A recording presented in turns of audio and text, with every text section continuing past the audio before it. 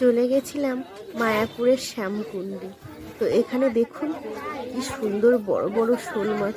অবশ্য শোল মাছ না শাল মাছ সেটা এখনো জানি না। কেউ বলছিল শোল মাছ, কেউ বলছিল শাল মাছ, কেউ বলছিল এটা শাল কেউটে, কেউ বলছিল শোল কেউটে।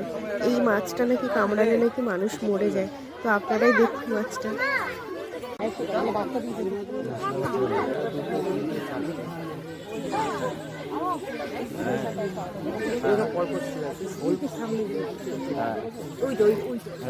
ওরা খাবারের জন্য এসছে, যদি তোমরা খাবার দাও। এই দেখো বকটা মাছের উপরেই বসে আছে, পুরো কিছু বলে না। ওই দেখো মাছের সঙ্গে বসে, শোল মাছটার উপরে বসে আছে। ওরা দুজন বন্ধু। হ্যাঁ, অনেকদিন ধরে একসঙ্গে থাকতে থাকতে ওরকম বন্ধু হয়ে গেছে।